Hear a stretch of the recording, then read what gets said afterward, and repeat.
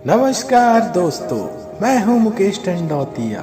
कहानियां लिखता हूं, फिर आपको सुनाता हूं। आज मैं एक लेख लेकर आया हूं जिसका शीर्षक है पुनर्जन्म।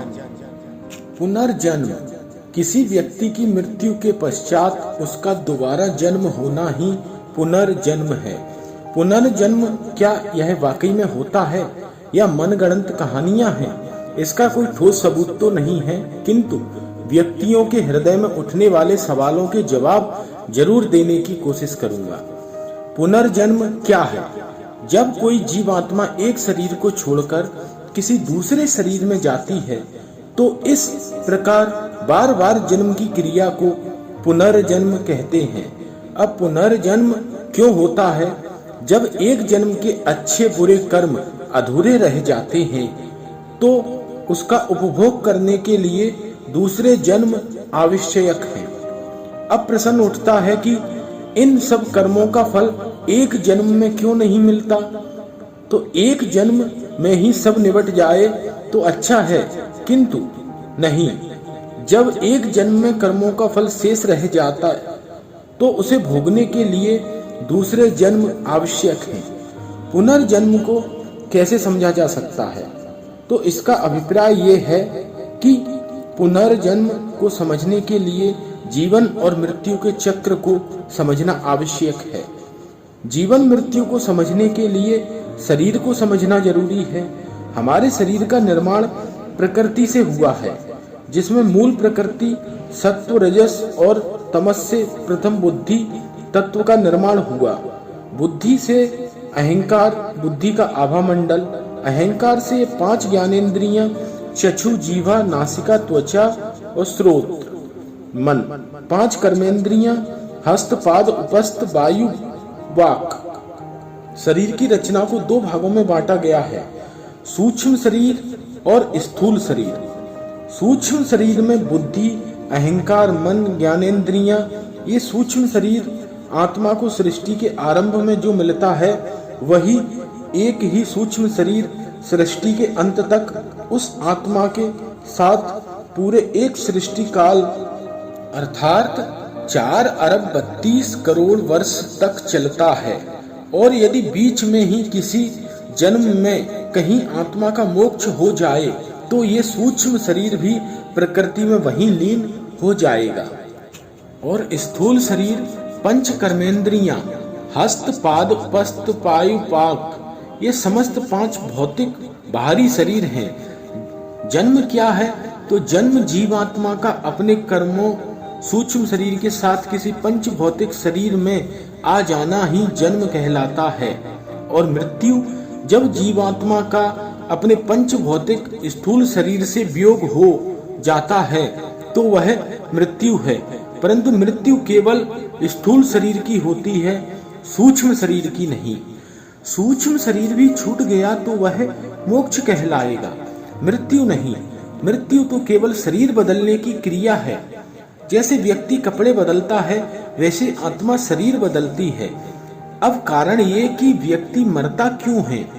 तो इसका उत्तर ये है कि जैसे किसी एक वस्तु का निरंतर प्रयोग करते रहने से उस वस्तु का सामर्थ्य घट जाता है और इंद्रियां निर्बल हो जाती हैं, जिस कारण उस शरीर को बदलने की प्रक्रिया का नाम ही मौत है। अगर मौत ही न हो तो क्या होगा? तो बहुत अव्यवस्था होती है। पृथ्वी की जनसंख्या बहुत बढ़ जाएगी, यहाँ पैर रखने की भी जगह नहीं बचेगी। अमीर लोग कभी मरना नहीं चाहेंगे। कर्मों का भोग वो पृथ्वी का संतुलन ही बिगड़ जाएगा।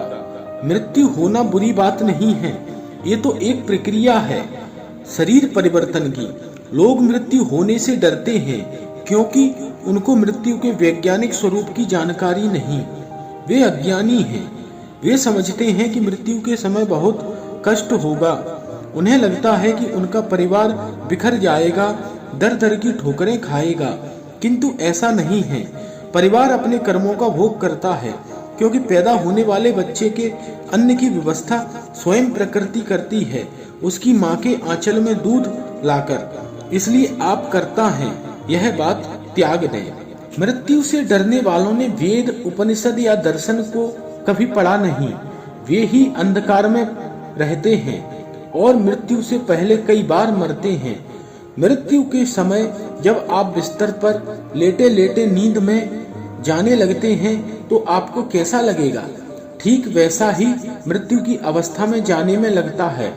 उसके बाद इस शरीर को कुछ अनुभव नहीं होता। जब आपकी मृत्यु किसी हादसा, दुर्घटना से होती है तो उस समय आपको मूर्छा आने लगती है। आप ज्ञान शून्य होने लगते हैं जिससे कि आपको कोई पीड़ा न हो। तो यही ईश्वर की सबसे बड़ी कृपा है कि मौत के समय व्यक्ति ज्ञान शून्य हो जाता है और सुषुप्तावस्था में जाने लगता है। मृत्यु के डर को दूर करने के लिए आप वैदिक अर्थ ग्रंथ, वेद, पुराण, उपनिषद, दर्शन आदि का गंभीरता से अध्ययन करके जीवन, मृत्यु, शरीर आदि के विज्ञान को जान सकते हैं। सनातन धर्म में इसका विस्तृत उल्लेख है। आपके अंदर मृत्यु का भय मिटता चला जाएगा। और दूसरी बात ये कि योग मार्ग पर चलें तो स्वयं ही आपका अज्ञान कमतर होता जाएगा और मृत्यु भय दूर कर आप निडर हो जाएंगे। जैसे हमारे देश को बलिदानियों की गाथाएं आपने सुनी होंगी। जो राष्ट्र की रक्षा के लिए बलिदान हो गए, वो एक दिन में ही बलिदान देने को तैयार नहीं थे। उन्होंने भी योग, दर्शन, गीता, सांख्य, उपनिषद, वेद आदि पढ़कर ही निर्भरता को प्राप्त किया। योग के माध्यम से अज्ञानता को दूर किया था। भगवत गीता के अध्याय 2 के श्लोक 23 में भगवान श्री कृष्ण ने कहा है, नैनम छिद्यन्ति शस्त्राणि नैनम दहिति पावकः न चैनम कलेदयन्ति आपो न शोषयति मारुतः। अर्थात इस आत्मा को शस्त्रादि नहीं काट सकते और इसको आग नहीं जला सकती, इसको जल गीला नहीं कर सकता और वायु नहीं सुखा सकती, क्योंकि यह आत्मा अछेद्य है। पुनर्जन्म किन कारणों से होता है? पुनर्जन्म का कारण आत्मा स्वभाव है, कर्म करना। किसी भी पल या क्षण आत्मा कर्म किए बिना रह नहीं सकती। वो कर्म अच्छे बुरे करे या फिर बुरे करे, ये उस पर निर्भर करता है। तो ये कर्मों के चक्र के कारण ही आत्मा का पुनर्जन्म होता है। पुनर्जन्म के लिए आत्मा सर्वथा ईश्वराधीन है। पुनर्जन्म केवल तब नहीं होगा जब आत्मा को मोक्ष हो जाता है, क्योंकि मोक्ष होने पर स्थूल शरीर तो पंच तत्वों में लीन हो ही जाता है, पर सूक्ष्म शरीर जो आत्मा के सबसे निकट होता है वह भी अपने मूल कारण ईश्वर में लीन हो जाता है। मोक्ष के बाद आत्मा का पुनर्जन्म नहीं होता, किंतु मोक्ष की अवधि के बाद आत्मा का पुनर्जन्म होता है। व्यक्ति के जहन में ये सवाल उठता है कि मोक्ष सदा के लिए होता है, फिर इसकी एक निश्चित अवधि कैसे? तो सीमित कर्मों का कभी असीमित फल नहीं होता। यौगिक दिव्य कर्मों का फल हमें ईश्वरीय आनंद के रूप में मिलता है, और जब ये मोक्ष की अवधि समाप्त होती है तो दोबारा ये आत्मा शरीर धारण करती है। मोक्ष की अवधि सनातन धर्म के अनुसार लगभग 31 नील 10 खरब 40 अरब वर्ष लगभग, जब तक आत्मा मुक्त अवस्था में रहती है। मोक्ष की अवस्था में स्थूल शरीर या सूक्ष्म शरीर आत्मा के साथ नहीं रहता। मोक्ष की अवस्था में आत्मा पूरे ब्रह्मांड का चक्कर लगाती रहती है और ईश्वर के आनंद में रहती है। उसे किसी शरीर की आवश्यकता नहीं होती। मोक्ष के बाद आत्मा को कल्प के आरंभ या सृष्टि आरंभ में सूक्ष्म शरीर मिलता है। फिर ईश्वरीय मार्ग की सहायता से प्रथम रूप में अमैथुनीय जीव शरीर मिलता है। वो शरीर सर्वश्रेष्ठ मनुष्य या विद्वान का होता है, जो कि मोक्ष रूपी पुण्य को भोगने के बाद आत्मा को मिला। जैसे सनातन धर्म के अनुसार इस वाली सृष्टि के आरंभ में चारों ऋषि विद्वान वायु, आदित्य, अग्नि, अंगिरा को मिला। इनको वेद के ज्ञान से ईश्वर ने अलंकारित किया, क्योंकि ये ही वो पुण्य आत्माएं थीं जो मोक्ष की अवधि पूरी कर आई थीं। मोक्ष की अवधि पूरी कर आत्मा को मनुष्य शरीर ही मिलता है, जानवर का नहीं। क्योंकि मोक्ष को भोगने के बाद पुण्य कर्मों को तो भोग लिया और इस अवधि में पाप कोई किया ही नहीं, तो फिर जानवर बनना संभव ही नहीं। केवल मनुष्य जन्म जो कर्म शून्य आत्मा को मिल जाता है। पुनर्जन्म से छूटने का उपाय योग मार्ग से मुक्ति या मोक्ष प्राप्त करना। पुनर्जन्म में शरीर कर्मों के आधार पर जिस प्रकार के कर्म आपने एक जन्म में किए हैं, उन कर्मों के आधार पर ही आपको पुनर्जन्म में शरीर मिलेगा। अब कर्मों को 3 भागों में बांट सकते हैं। पहला सात्विक कर्म, जैसे सत्य वचन, विद्या, पुराणों का अध्ययन, परोपकार, दया, दान, सेवा भाव आदि। दूसरा राजसिक कर्म, जैसे मिथ्या भाषण, क्रीड़ा, लोलुपता, स्वाद, स्त्री आकर्षण, चलचित्र आदि। तीसरा तामसिक कर्म, चोरी, जुआ, मदिरापान, ठगी, लूटमार, दूसरों के अधिकारों का हनन आदि। और जो कर्म इन तीनों से बाहर हैं, वे दिव्य कर्म कहलाते हैं, जो योगियों, ऋषि मुनियों द्वारा किए जाते हैं, जो ईश्वर के निकट होते हैं, दिव्य कर्म करते हैं। सात्विक और राजसिक कर्मों के मिले जुले प्रभाव से मानव देह मिलती है। यदि सात्विक कर्म कम और राजसिक अधिक हैं, तो मानव शरीर तो मिलेगा, किंतु किसी नीच घर या कुल में। और यदि सात्विक गुणों का प्रभाव बढ़ता जाएगा, तो उच्च घर और श्रेष्ठ कुल में मानव जन्म लेता है। तामसिक और राजसिक कर्मों के फल स्वरूप ही जानवर शरीर आत्मा को मिलता है। जितने तामसिक कर्म अधिक किए होंगे, उतना ही नीच योनि उस आत्मा को प्राप्त होती चली जाती है।